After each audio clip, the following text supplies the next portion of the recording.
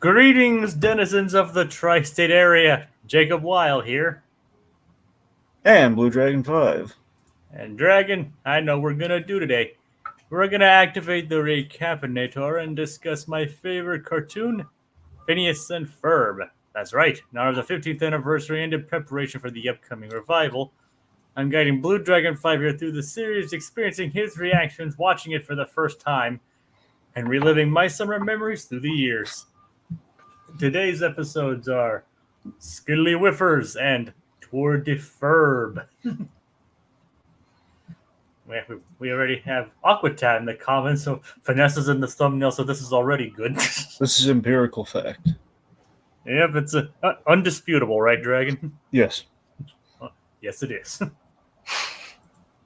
Alright. So, Aquatat is right, and the episode which we're showcasing is Skiddley Whiffers, in which the boys built a life-size version of their favorite board game. How are you coming down on this one, then? It was a really good one. It is. It's one of my. It is a personal favorite of mine. Yeah. Vanessa doesn't look happy to be there. Well, we'll get into that. And you probably already know. Well, she wants to be there, but she doesn't want everyone in the image to be there. Well, she doesn't want the others to be there. Yeah. But yeah, I enjoy this episode myself. Like, from like the classic board game aesthetic to Doof's parenting troubles, it's a classic episode all around. Yeah. All right. So let's just get into it then. All right. So we have the board game. Did the opening commercial remind you of Ren and Stimpy at all? Absolutely, and it has. I'm convinced it has to. It's a reference to log. It has to be, yeah. Log. Well, along with "Don't Whiz on the Electric Fence," but same difference. Yep. Don't you whiz on the electric fence? Catchy tune. But yeah, so we have this really awesome game that's basically kind of the love child of Monopoly and Mousetrap. Oh yeah. So yeah, so this is a wonderfully conceived board game. Like I said, very Mousetrap inspired with all like little props and like things just set up and it goes everywhere, and it's a lot of fun. And apparently Candace, she's she's obsessed, very obsessed, very competitive over the Skiddley Whiffers game. Apparently having won so many times in a row. 19 out of 24 games, 12 of them in a row. Yep, so she's quite good at the game. Yeah, that are very lucky when it comes to the game. I think the gag here being it's like the one thing Candace wins at versus losing all the bustings. Yep. Because she says she needs a bigger challenge, and in saying so, so the boys, of course, take that to its literal extreme, as they want to do, and make a giant city-sized version of the game where they ride around in the board game pieces. Because I mean, it's a city. No one else is doing anything with it. Oh yeah. I mean, they even go beyond the city, as this episode later demonstrates. It's true. We go outside city limits. The level like in the Monopoly pieces. Essentially, we have the fedora, which is for Perry the Platypus. We got the hair dryer. We got Ferb picking the nose, and the car, like Buford's in like some kind of Jeep like thing. Yep, and Baljeet gets stuck with the unicorn. But that's not his issue, though. No, it's not that it's like girly or anything. No, it's the fact that it's inaccurate. That unicorns should be purple. Pink should be pink. Real unicorns are pink. Yeah. Just say. Yeah, that's the issue he has. Or that's seemingly the only issue he has here. I mean, honestly, I think he's going to play he's stuck with the unicorn. I don't know why look, it's a non sequitur. Look, it's kind of a non sequitur, I guess, but it's like, I think he's going to be dissatisfied with being a unicorn. Like, everyone gets stuck with, like, the one piece they don't like. You could just say, I don't want the unicorn. But apparently the color, that's what he chooses to voice his opinion about. Sure. All right, let's see. So Perry Platypus is a milestone episode, Jacob. Jacob, did you know it's a milestone episode? His 999th lair entrance. Which is just so funny to me that they're going to celebrate the 900th and 99th and not the 1000th. Yeah. Well, who knows? Well, maybe we never do see his 1000th lair entrance, but What do you mean we don't see it? Of course we see his 1000th lair entrance. it's just not celebrated as such. Yeah, exactly. That's what I'm saying. They celebrate the 999th. So when they get to 1999, then they'll have the next one. Yeah, I guess that's a fair point. All right. So what is Perry's reward for this milestone? Like, how's he going to commemorate it? What does he get? A T-shirt designed by Carl with Carl's face on it. Like, dang it, Carl! Just really, you had one job, like design a milestone T-shirt, and you made it all about you. So who else of the like Monogram's had it with Carl, and I know he's like going along with the shirt because just work for the day, Agent P. It's good for his self-esteem. So let's figure out a Carl here who would absolutely pull this, and a Carl who a Carl who doesn't need the self-esteem boost. Well, my first guess is probably the Minion. Yeah, well, I mean, it's so easy to market a Minion, so yeah. So Carl the Minion, he could absolutely put himself on there. Yeah, but he probably wouldn't put himself on the shirt though. That's my point. Okay. Oh, then again, maybe. Well, who knows? Maybe he would. I think he'd be more into like putting Gru or one of the other minions on there, not necessarily himself. Oh, come on, it's just the other minions. It's they all look very similar, Jacob. Yes, I know, but they're all different. Yeah. I'm just saying he would put others on there, not necessarily himself. Yeah. Okay, let's see. Who would be above this self-adulation? Let's see. That's probably Carl from SpongeBob. No, I don't know. I think he'd put himself on there. I don't know. He's a company man. I think be like an employee of the month kind of thing. He'd do that. He put the company logo on there, not his own face. I don't know. Well, it's like a company picnic, and it's like one of those like festive shirts of like, hey, look who it is. then I think Carl Weezer definitely would put his face on a shirt. Yeah, quite possibly. That or a llama. Let's see. Carl Moss wouldn't do that. Yeah, probably. You're right. There you go. There we go. Would you wear that Carl shirt? Probably not. Really? You wouldn't? Well, the thing is, I actually have a Perry the Platypus shirt. Yes, that's Perry, though. Yeah, I know. Carl. No, I would not. No, I would probably not wear a Carl And shirt. why would you not wear Carl? Carl's listening to this episode right now, James. I want you to tell him. I want you to sit him down and tell him why you wouldn't adorn your body with his face, with his kind, sweet, interny face. I want you to tell him why not. Tell him why you rejected Jacob. Why do you reject him? Because it didn't come in my size. Okay. Well, what do you want me to say, Dragon? I want you to tell him the truth, but okay. Well, that is mostly the truth. Oh, sure. I mean, you saw that thing fit, Doof. Have you seen all the different ammo agents of Alco? Do you know how many different sizes they would have available? Yeah, like none of them are shaped like humans, though. Monogram has one. Yeah. Yeah. Didn't have any in my size. I don't know. I mean, if not Monogram, I think a polar bear might that worst could fit you. I don't know. I think there's enough. I think it kind of covers the size gambit there. All right. It's just not my color. Then white stains easily. All right. Sure. Okay. Now, Claude here is asking the important questions. Would you wear a Carl shirt? No, I wouldn't wear a Carl shirt. Why not? Because I don't want Carl's face on my body. Well, there you go. See, I just told it to him as it is. And now he's upset. Good. He needs to deflate this fantasy world. We gotta deflate the balloon a little for him. Otherwise, he's gonna float off into space. It'll all go to his head. Now, would you say the same thing if I said that?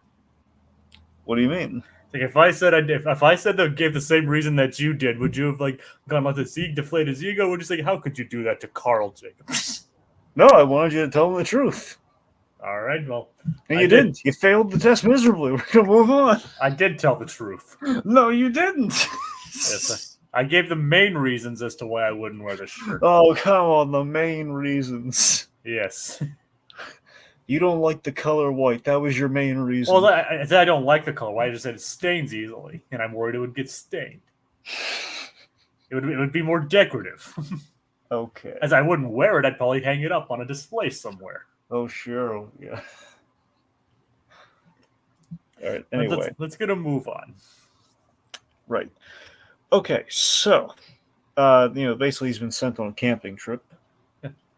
Because Doof's taking his daughter, Vanessa, and her friends to the woods to have a camping trip. So this is adorable here. Doofenshmirtz wants to stay nearby, and she won't have it. And she chews him out, saying, "You see me, they treat me like I'm a little girl." And then we have like the Doof vision here, where Doofenshmirtz, we kind of see his POV, where he keeps imagining Vanessa as like a little, I don't know, maybe how would be a place for her to be? Like probably less than 10 years old. Yeah, like probably like maybe 7. Yeah, like she's at least a decade younger in his vision, in that vision. Yep, and it's the most adorable, sweetest thing you've ever seen. I love it so much. It's like I'm not a little kid, Dad. And again, just seeing that's how Doofenshmirtz, this evil scientist, sees his little girl. That's adorable. I mean, to be fair, that's probably how a lot of dads see their kids. Even Yeah, a lot of dads see their kids or parents probably in general see their kids that way. Like they think you're 10 years younger than you actually are. even the evil ones. Even the evil ones, yes. Yep. Fortunately, though, Doof is a comical kind of evil, not a real world kind of evil parent. That's true. He's evil in business, but to his family, he's a nice guy. There you go. Anyway, so again, this episode, no evil. Instead, he's in kind of like that rare Tom and Jerry working together kind of space here. Perry Platypus agrees to help him. Yeah, but he agrees to show Doof. Help Doof show Vanessa how dangerous the woods can be, and he's unconvincingly dressed as a hippie. Fire is the leading cause of fire. And just to help prove his point, they're like, look at the danger in that bush. Out emerges Perry the Platypus wearing a little bear costume. Speaking of adorable, like he's Paddington without the hat. Oh, Agent Paddington would be nice. Oh my God, yes. You've seen the Paddington movies, obviously, right, Dragon? I have not seen the new one that's coming out, but yes. Well, obviously, Paddington in Peru hasn't come out yet. Yeah, exactly. So, but yes, I'm caught up on the movies. I'm crestfallen that Sally Hawkins will not be back, though. Oh, that is rather sad. I love Sally Hawkins and find that she was a delightful inclusion in those movies. And honestly, she was kind of the heart of those movies. And taking her out of it's like, no. Well, Paul King is still involved, so it'll probably have some of the same charm. Yeah. I mean, at least Hugh Bonneville's still there, but still, it's like, no, come on, don't take away my Sally. First Godzilla, now you. Yeah. But yeah, it's like Agent Paddington would be just a delightful thing to see. Inside the hat, marmalade sandwich. Of course. He solves all his problems with marmalade. It does help a lot. I mean, heck, I remember he basically reformed a jailhouse because of it. Yep, I mean, it's other musical theater in the case of Mel Brooks tackling prison, and we have marmalade in the case of Paul King. Yep. So that's how we fix the prison systems, kids. Musical theater and marmalade. Put them both together, you got a solution that'll absolutely work. Put them together, you have dinner theater. That too. Okay. But yeah, Perry in the bear outfit is adorable. Yeah. And Vanessa's just kind of had it like, okay, look, this is just sad. Like, Perry, I expected better from you. And Perry's just like, just love that. He's silently just dejected and like, man, she's right.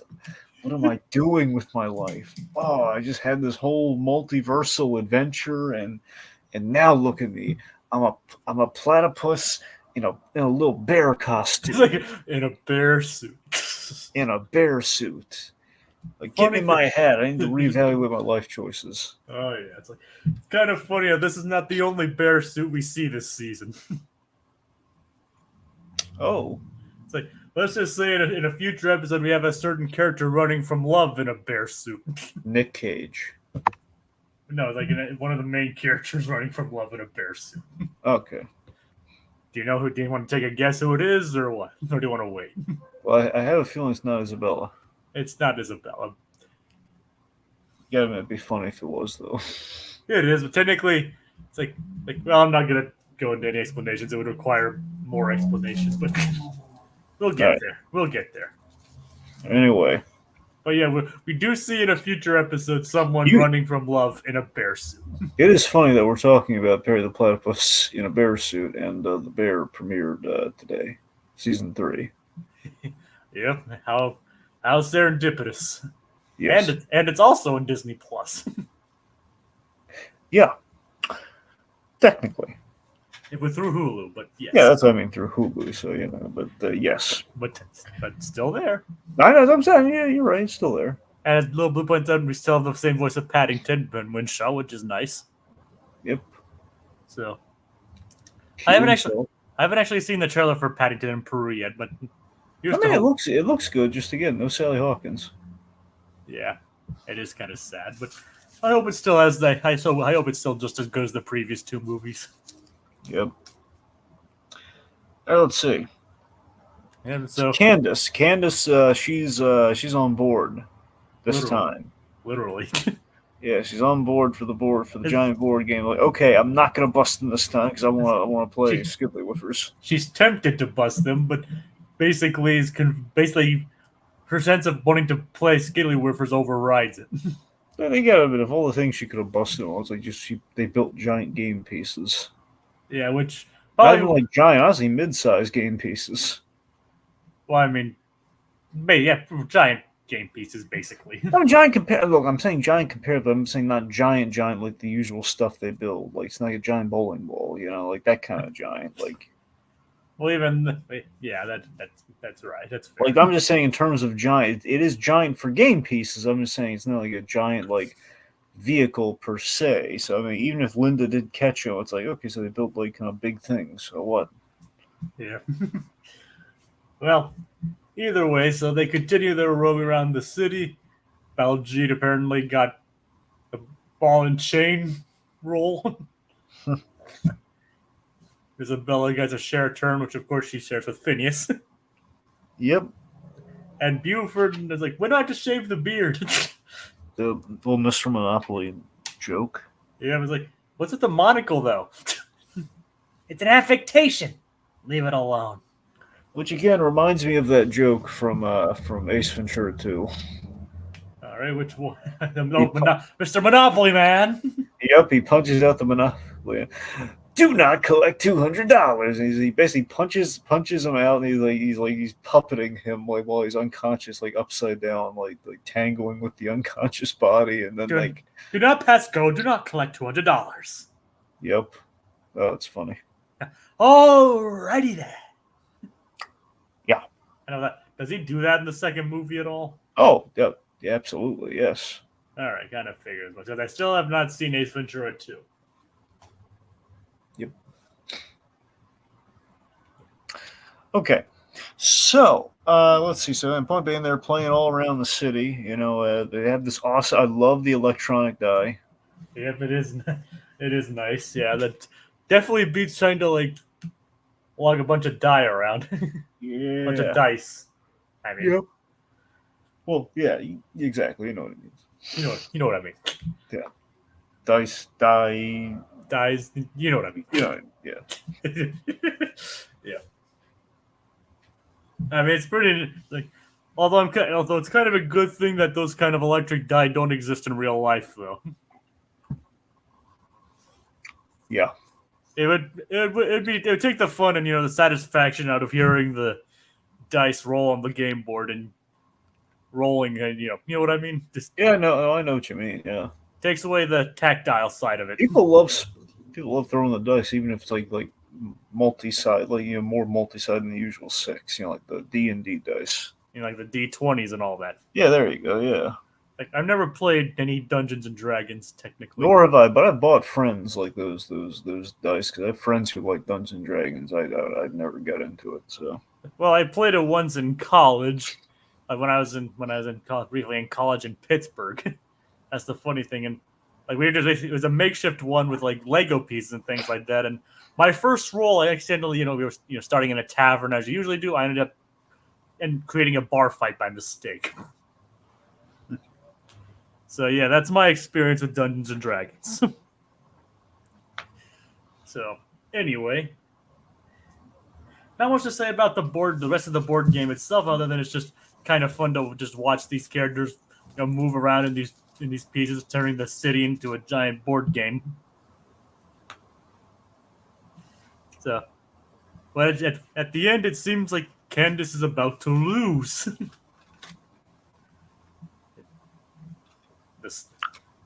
So Candace is about to lose. It's her turn, and it's time for Baljeet to give her the die. Which is like, it's like, hand me that dice. The singular term is die. Which Baljeet wants her to do because he can't stand losing to this game. Well, that's what it seems like. Because Buford's just like, wow, not cool, man. And of course, Candace rolls the dice and ends up winning yet again. Even in life-size Skiddley Whiffers, Candace is the queen. Yeah, she wins. It's again a big win for Candace, and then immediately she just can't take it and just be happy. She's gonna bust them. It's like Aqua Dead. Candace Baljeet is a notoriously sore loser. True. Yep. Yes, he is. In fact, he likes to win. A little bit of that kind of explored in the next episode, but in a different sense. But all right, get back to the Perry and Doof thing. So, like they get chewed out by Vanessa, and they're on their way. And I love that Doofenshmirtz is so sad and bummed out. It's like, maybe we have time for a scheme. We'll just skip to the part where you beat me up. I don't even want to, It's like, I thought your dad was a pharmacist. Everyone thinks he's a pharmacist. Yeah, one of the great gags of the series. Yep. Even have an episode named after it. Mm-hmm. Everyone thinks Doof is a pharmacist. It's the lab coat. But yeah. Since I was like, you can just get to the part where you beat me up. And so basically Doof is just like, you know what, I should just let her do this. It's like, no more rules. And accidentally throws a book, knocking down the Beehive. So this is twofold here. Okay, on one actually. Two things. Yes. Okay, one. We get the fire hydrant gag in this episode, right? Oh yeah. Yeah, I don't like that joke. What do you mean? I don't know. It's one of those jokes where it's like I can't buy into the logic, even the cartoon logic of like, how the heck does he get a fire hydrant in his leg? It's disgusting. I don't know like how that even works, and I just don't like the idea that it's like there and it's like it's been there the whole time. I don't like any of that. That's basically the point, Dragon. I know is the point. I'm just saying I didn't care for that joke. Even Perry's just like, you can even tell by the look on Perry's face, he's even like, how the heck did that happen?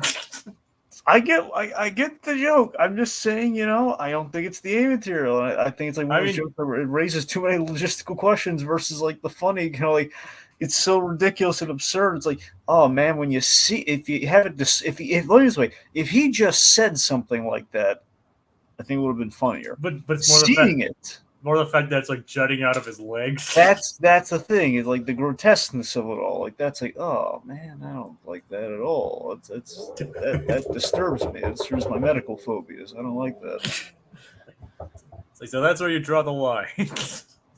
Yes, Jacob. Yes, it is. That's where I draw the line. All right, fair enough.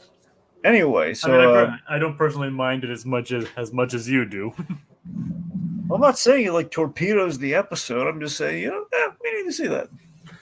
I know, but and I don't think it would have been nearly as funny if he didn't show it. That he said it would have been funnier if he didn't show it, but I think Doof says funny, ridiculous things all the time that we don't see. Like about his upbringing and stuff. So I mean, I don't know. That's just me. I mean, if you say you have a fire hydrant stuck in your leg, you kind of have to show that kind of thing. Kind of, but if you said like, I had a fire hydrant stuck in my leg for years. But then he's like, he had it removed, and then he's like, okay, what would be the point of bringing it up then? Well, he doesn't need to say he had it removed. He just said like this ridiculous thing, and like, okay, fine. The point being, I maybe it's fine. Eliminate the joke altogether. Okay, happy? I mean, no, but Alright. all right. Anyway, so yeah, the dude from Schmertz, he accidentally chucks his book and he knocks down a beehive. Now, I love the stakes here. I'm on the. Is that a problem? It's just like, on one hand, I love what Doofenshmirtz does here as a father. On the other hand, it's like, man, he caused that incident though. So it's just like, I don't know what we're really saying, like morally there. Just like, he caused this trouble in the first place. Well, not that he or anybody else really knows. Like, do you think it might have played better if that just happened and then he stepped in, or do you think he had to have caused it?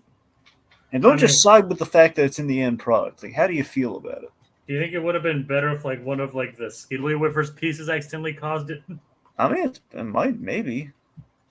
I mean, I can see where you're coming from on that. Then I'm just saying, like, I really love it's a great moment for Doofenshmirtz as a father. It's like it's the idea, like, it's one for me. I'm terrified of it's my top two fears. I am terrified of bees. I am too, Dragon. I'm saying bees and medical stuff. That's where I draw the line. That's where I'm paralyzed and unable to move. So I this is a climax. Is like, oh my god, that's terrifying. And Vanessa saying, who else has a bee allergy? And they're all raising their hands like, oh no, this is really bad. And Doofenshmirtz steps up, and that's a great fatherly moment for him. He takes the sacrifice, man. He covers himself in honey and jumps into the water. Yeah. It's like, Dad, get out of here. It's dangerous. Really? Who could have told you that? Yeah. Anyway, so it's like, then his reward, he is given a new T-shirt. The Carl T-shirt. Yeah, he's given the Carl shirt. Oh, yeah. And, he's being patched up by Parrot Platypus, and they're all having s'mores. Marshmallow, yes. Yeah. Like, so, Dragon, how many times have you been stung by bees? I don't like where this conversation's going. No, I mean, like, seriously, how many times have you been stung by bees? Like, have you, like... I haven't. Like, well, there was just one time when I was, like, 10 years old or so. And I was, like, when I was at a festival nearby, wearing a yellow muscle shirt. Mm. I got stung 3 times in a row on my back. Oh, my God. Also, another time I was standing outside my own house, just minding my own business. I got stung underneath my eye. Oh, my God. Why are you telling me this? I'm trying to relate to it. I don't want to hear any of this. This is now nightmare fuel. Like, I'm just trying to tell you, I can relate to your bee phobia. Yes. I wanted to give you an explanation as to why I'm why I personally. No wonder you're afraid. I don't blame you for being afraid. Like, so I'm just wondering where your bee phobia came from. They're terrifying. All right, that's fair enough. But that's where my bee phobia comes from. I mean, they're insect kamikazes, man. They're terrifying. It's like, does that mean you don't like the Bee Movie? Okay, that's something else. And we we addressed that, like, we have like the Jerry Seinfeld slant on that movie, one, already making it better, and two, just the fact of like, hey, why would we sting people? It's gonna kill us. Like, we had that, and there was a big plot point where one of them almost died.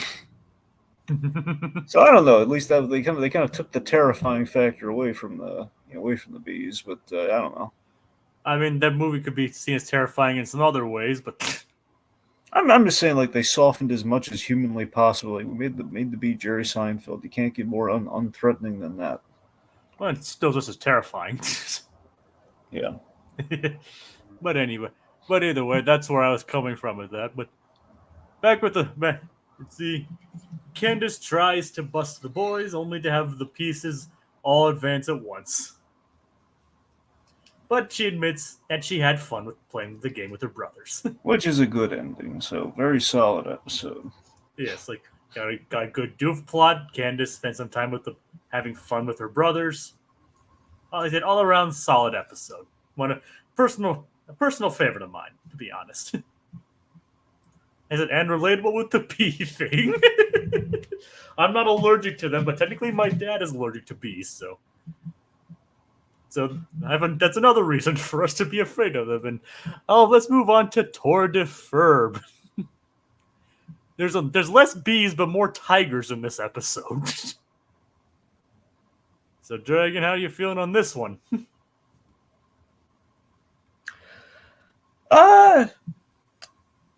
This one's okay. It has some good jokes in it. It's not as strong as the first episode, but it's. I love the Doofenshmirtz plot of this one. Yeah.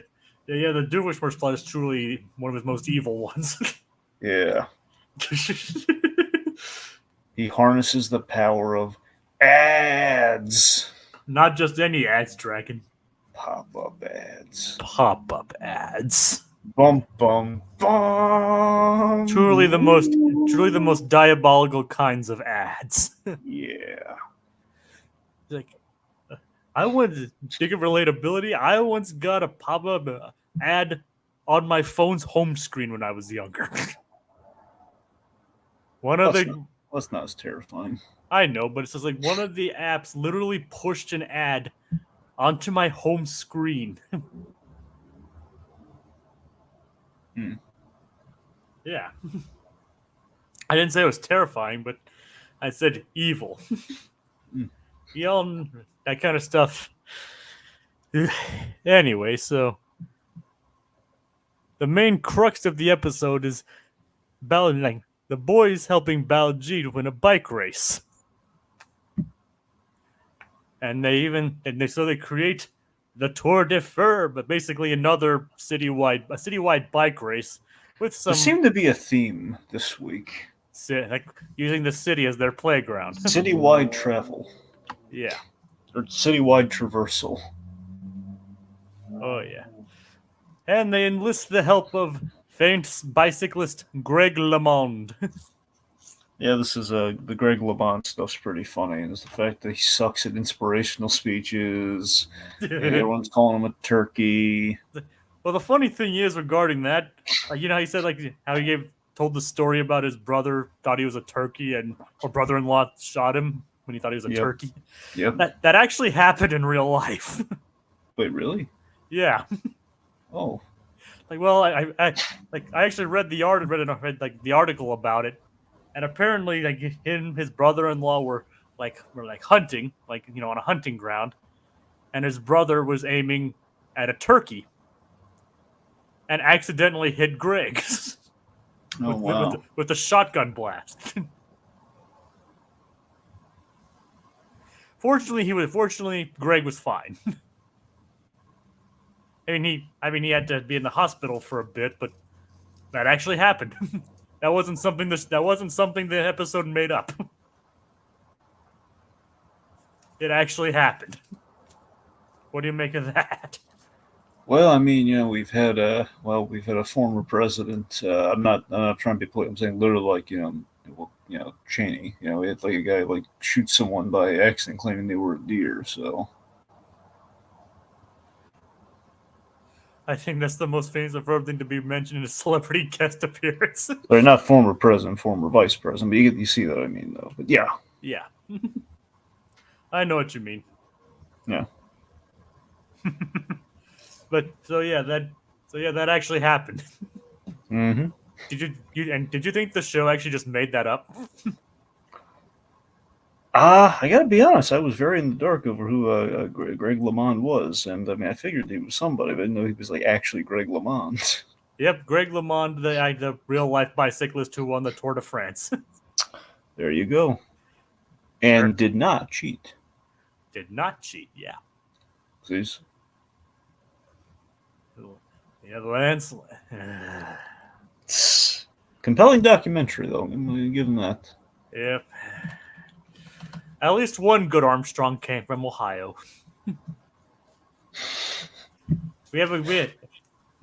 That's another Armstrong to look up to, right, Dragon?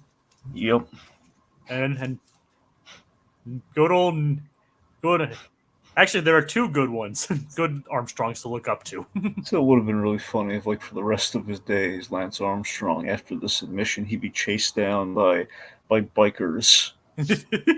just the thing, like, has no real correlation with the biking to the bikers, but just imagine it, just like, they're chasing him down for the rest of his days, like, and you're no longer welcome in biker country, Lance Armstrong. We're gonna be looking for you.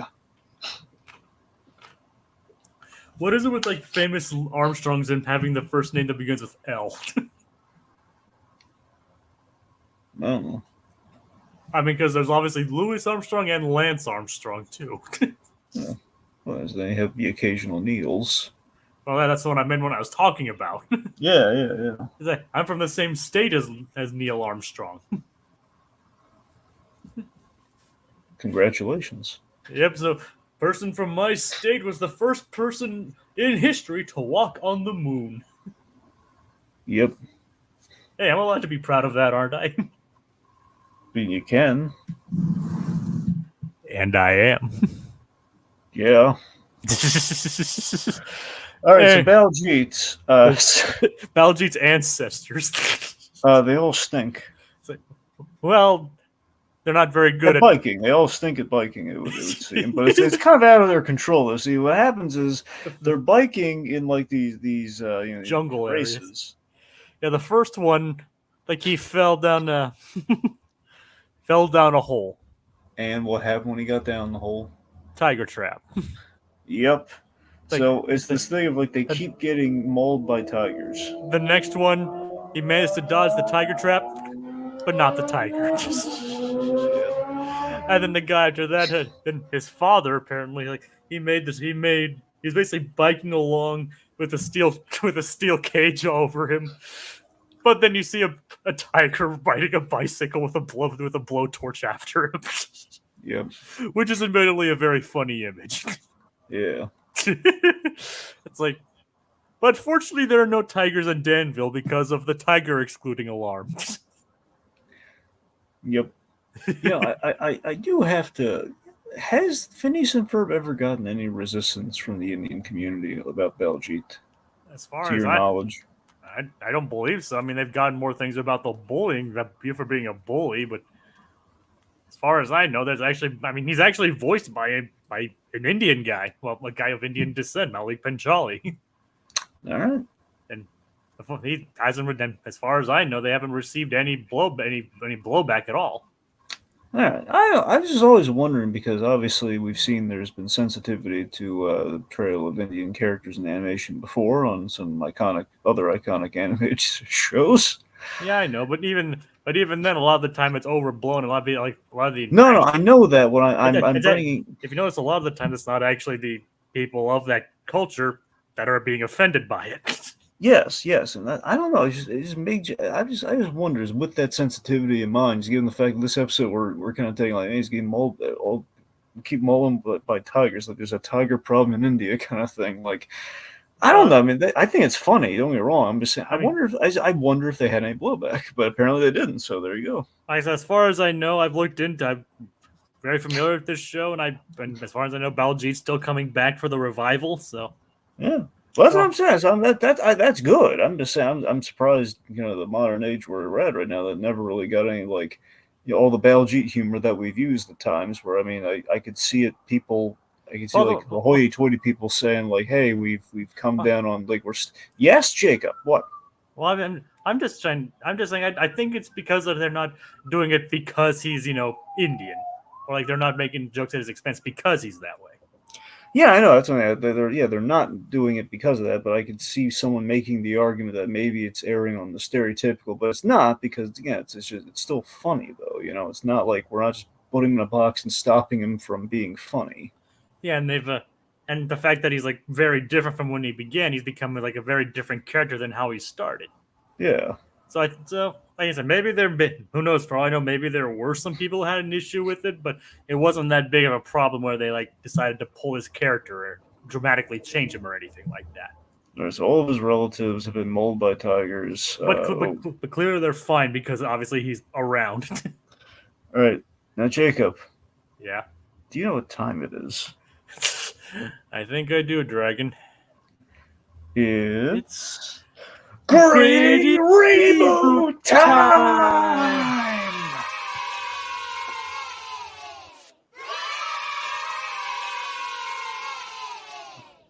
I don't know why it puts it on loop by default. Well, they're really happy it's Great Reboot Time, that's why. Yeah, but if StreamYard, if you're listening, please turn off their nut off by default, loop off by default. But go on, Dragon. I have a theory as to how this could be gritty without, but also allow for the bloodline for Baljeet to continue. How so? Okay, here's what happens. The first time it was just by miraculous luck this happened. Okay, you had let's say so Baljeet's original ancestor gets mauled by the tiger, but like the night or so before, there was relations happened. Now after that, it became kind of a path of longevity. It became this path of longevity where it was like this curse in Baljeet's family, where all the men who enter into this accursed bike race, they know the day's coming up, and they take the necessary precautions. They kind of have like it's kind of it's kind of like a procreation sort of thing of like, you know what, I'm probably gonna die in this race coming up, so I just want to make sure we carry on the bloodline, okay? I just want to make sure that we do that, and it's this whole like sad tragic affair where it's like, oh no, the big bike race is coming up, and the tigers are out there, and there's nothing we can do to stop it. So let's just let's enjoy the time we have together. Let's sire a child, and then I'm gonna go off, and we're gonna see what happens. Maybe I'll win this time, but they don't, and they get mauled by tigers, and they do not survive. Oh boy. That's what I'm saying. So for generations, it's been that way in Baljeet's family. He finally broke the cycle, but that's what it's been like up to that point. So you're saying it happened before? Yes, that's what I'm saying. I'm saying like but they're doing it intentionally, knowing that they're going to die. That's the sad part. It's the messed up part. Oh God. That's Baljeet was told they lived, but he doesn't know the sad truth. All right. Yeah. All right, so so basically, they want to cheer Baljeet up. And they was like, "Hey, we're gonna do the tour to Ferb. We're gonna go around Danville. We have some special tricked out bikes. It'll be fun." Yeah. Buford tries to cheat. Yep. And they're not worried about tigers, even because it's not a terrain. Of course. And because there's the tiger excluder. I love with the bike designs.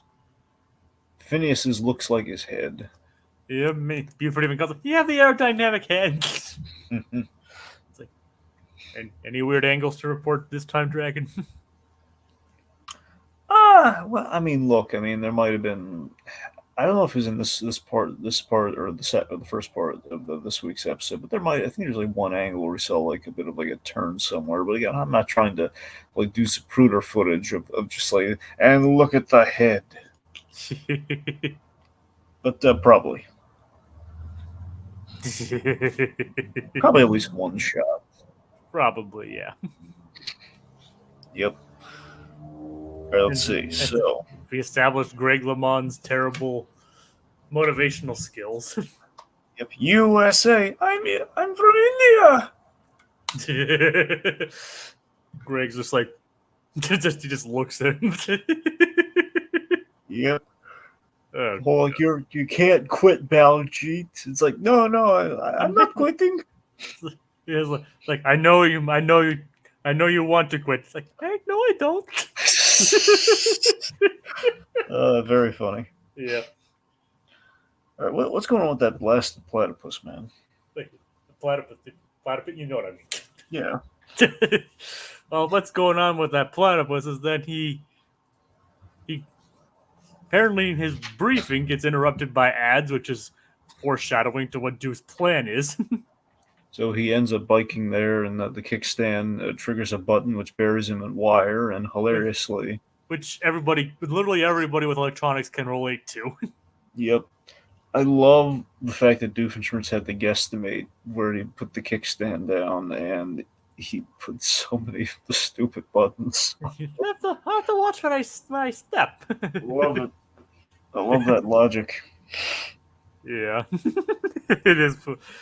Yeah, so he puts them everywhere. Yep.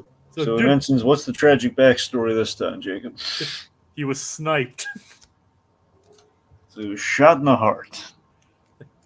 Well, he tried to buy a super multinator.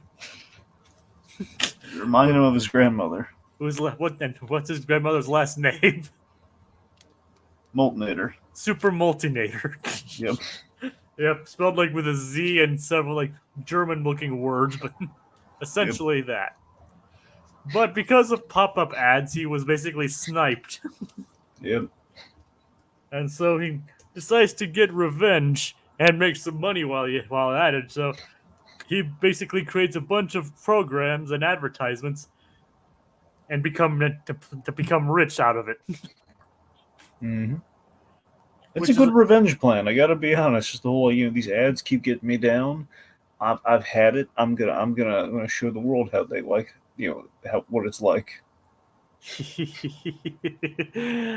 Oh yeah.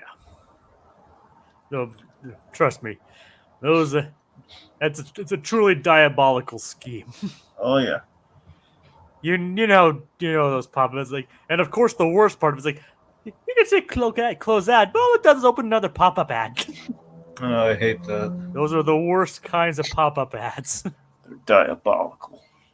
Diabolical. You know what's funny though? Doofenshmirtz. Flashback in a flashback. Yep. Like he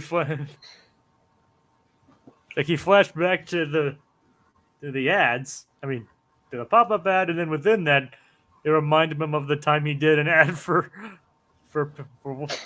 some kind of gopher repellent. Was it gopher or wombat? I think it was wombat. Wombat, right? Wombat. It was wombat. There you go. But yeah, it's like, and we don't see the result, but it's like he's like holding a jar of wombat repellent in his one hand, and another one actual wombat. He's like, closer. He's like, I don't want to talk about it. We never know what happens, but we can probably guess. What do you want to think happened, Dragon? To the wombat? Yes, Dragon, to the wombat. Well, let's see. It was wombat repellent, right? Yes. Well, I think it ran away from him and never came back. Alrighty then. Alright, but what do you think happened to Doof? That's what I was getting at. Oh, well, I mean, if it worked, he's gonna be fine. Otherwise, it's gonna mold his face. So that's why he doesn't want to talk about it. Yeah, no, that's absolutely why. No, seriously, that's why he doesn't want to talk about it. That's I mean, Jacob, do you have a gritty reboot in mind? No, I was just wondering if you did. Well, I mean, come on, don't you? Don't you have one? Well, I mean, no. All right, here's what happened. Okay. Okay, he's holding the wand up during the ad, and then the moment the picture is taken, Yeah. they get one picture for the ad, and then it's like the scene from Nope. It all went wrong in the moment that the camera clicked, and it just the one that freaked out. He's like, no, it's probably not working at all. Oh my god! Oh, it's just he's mauled to pieces, and they paid him a huge settlement. That's where we get the face reconstruction from. And that's why he's not nearly as beautiful as Roger Doofenshmirtz. Well, his face was already like that before, though. Maybe. So you Could have think been worse, though. I'm saying it could have been made worse. he had to get reconstructive surgery. Absolutely. That's what I'm saying right there, yeah.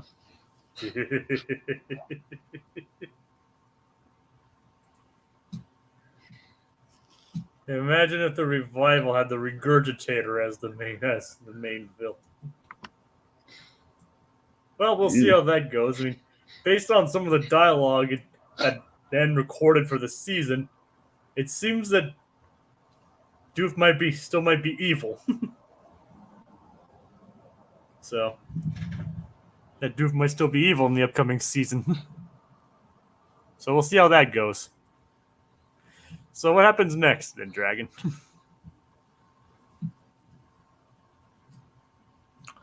Well, let's see. So after that, well, the race again. It's not really a whole lot to it. Like the race goes on. We have the Doof. And Candace is following them with her new camera.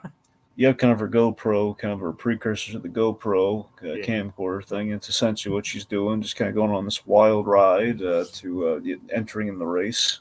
Oh, yeah? That doesn't go well. No, it does not. Goes like kayaking and all sorts of stuff. Just doesn't go well. Goes down the waterfall.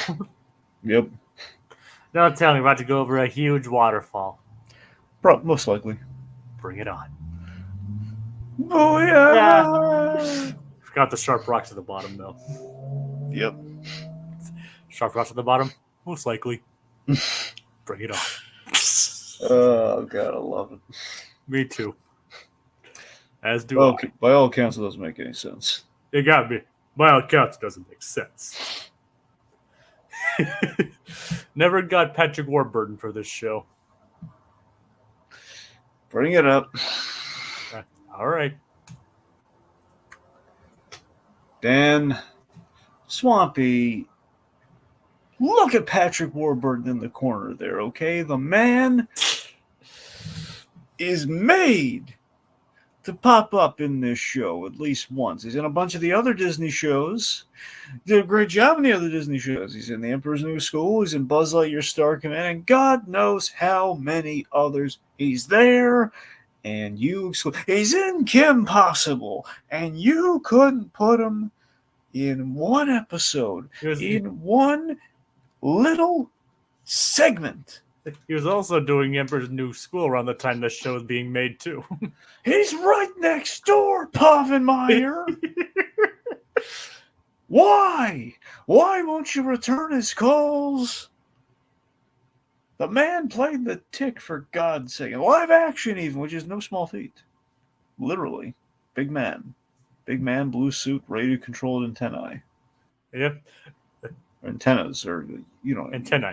Regardless. You know what I mean. I bet Swampy would have had him on, but no, Dan, you had to say, I'm offended by Warburton. Dragon. Remember, it's not like Dan hadn't worked with with Warburton before. Yep. You know what I'm talking about. Dan, it's just the fact that he's Joe Swanson, and you couldn't give him a break. You couldn't say, "Hey, come with me for an episode, would you?" Yep. Yep. I mean, a lot of other people followed him from that show, funnily enough. Oh, yeah. but not Patrick Warburton. It would appear not. But All right. we got like several staff writers and John Viner out of it, or Viner out of it. Yep. So, John Viner. and let's face it. As much as I like Patrick Warburton, we can't go wrong with Norm. Yet another thing Patrick Warburton is in, along with John Viner. Ted, first Ted movie. Warburton's in both. I'm just saying that John Viner is definitely the first one, and the series. Nice. Okay. Anyway, so we were shooting like pop-up ads everywhere. Candace finally has the footage, but it gets hit by the by the pop-up-inator. While Linda's in the shower. Yeah. So Linda in a towel. I approve. I'm just gonna say that. Okay. All right. That's all I'm gonna say. All right. That's But so Baljeet. So the reason she's in the shower in the first place is because she went to a baby shower. Yep. And apparently there was an accident with the woman's morning sickness. Yeah. So at least there's a good reason. If I'm going to give them that, at least there's a good reason. It's not like that one episode where Candace is just like in a towel for the, for the whole video game. Remember she was ready with drying her hair, but when the electric went out, wanted to see what the boys were up to. It's not like she wanted. It was still kind of creepy though. Like she was like in the towel that whole episode though. All right. Just come on. The fact she's in the video game and everything. I don't know. All right. I didn't think you. I thought you agreed with me on that point too. I do have. I mean, I was like, I don't remember what my stance on it was, but I think the stance was like, it's like, look, it's a joke, but it's like, why does she need to be in like the whole segment? Yeah, I guess so. But how do you explain Linda wearing a helmet into the shower? Hey, Linda Flynn Fletcher is always prepared, Jacob. What do you want to bet? Just like she's on a bike, so she has to wear a helmet. Yep. And so there's like, so how are we gonna get a helmet? Just have her wear it into the shower. Yeah. Hey, accidents happen, Dragon. Yep. I mean, her hair is not properly done yet, so Like, Dragon, I have a non-stick mat or non-slip mat in my tub anyway, so to prevent that thing, so I don't have to wear a helmet into my bathtub. All right. I believe it. What do you mean? I believe it. You're making it sound like it's a bad thing, though. It's not a bad thing. It's like, so I don't have to wear a helmet. That's like, I wouldn't wear a helmet in a bathtub. Sure. What do you think? What do you think you would? No. Well, there you go. All right, so Candace tries to show Linda more of these things. It ends up showing her basically the Doof ads by mistake in place of them. The ads actually fire into like the movie theater, other places like that. Even on top of a stop sign, nobody likes them at all. No. Because pop-up ads. Nobody likes pop-up ads. So it's pretty much exactly like I said, probably the most evil thing he's ever done. Oh yeah, it's devious. Yeah, and then apparently Baljeet's about to win the race, and then Greg LeMond comes speeding on past him. She's like, I thought you were trying to motivate me. Like, I did such a good job. I motivated myself. So Greg LeMond is about to win the race. And then what happens, Drake? Well, Greg LeMond gets mauled by a tiger. Yep, he gets attacked by a tiger. Lions and tigers and bears, Le Mans. Oh my. That's Le Mans, tigers, and bears. Oh my. Le Mans, tigers, and bears. Oh my. Exactly. It's like, it turns out they need to put batteries back in the tiger excluder. Yep. And so because of that, Baljeet wins the race. Yeah. Yay! And he didn't die. He didn't have to, he didn't have to make arrangements beforehand. Nope. That means he can continue his family line and not have to worry about dying in a bike race. Yeah, he's set for life now. Oh yeah. Now he just has to worry about Tony the Tiger. There, or his knockoff, Terry the Tiger. Their food. God. Okay. Or well, now we know that Tony the Tiger is actually played by Hugh Grant. It's an unfrosted reference. I haven't seen Unfrosted. I know you haven't. I'm just saying. All right, but still interesting that he's voiced by Hugh Grant. Well, no, he's not voiced. He's played by Hugh Grant. Played. Okay. He plays Thurl Ravenscroft. Oh, nice. Basically, it's like back in the day, Tony the Tiger used to be like a guy in a suit. So, they're saying he was the guy in the suit. Didn't Thor Ravenscroft also do the voice too, though? Well, that's what I'm saying. Yes, Thurl Ravenscroft did the voice. I'm just saying that I don't know in real life if Thurl Ravenscroft was like the guy in the suit. He probably wasn't, because Seinfeld didn't really do any like distinct research for the movie. Because it wasn't meant to be entirely factual, though, right? Well, that's the whole point. That's the thing. It's like the whole gag of Unfrosted is that Seinfeld he used his FU Seinfeld money to make a movie about breakfast, and he didn't care about like getting the rights to anything. He just did it. That's what's hilarious about it. No, and some people, the harsh critics of that film don't seem to get that. It's not a perfect movie, but it's just the fact that he was able to do it with consequence free. It's just that's what's funny about it. Yeah, no. It's the fact like he did this whole movie about a Kellogg's product, and he didn't loop Kellogg's in about any of this. Anyway. Yeah. But yeah, so there you go. Yep. But don't worry, Greg LeMond is fine. He lived. Not well, but he lived.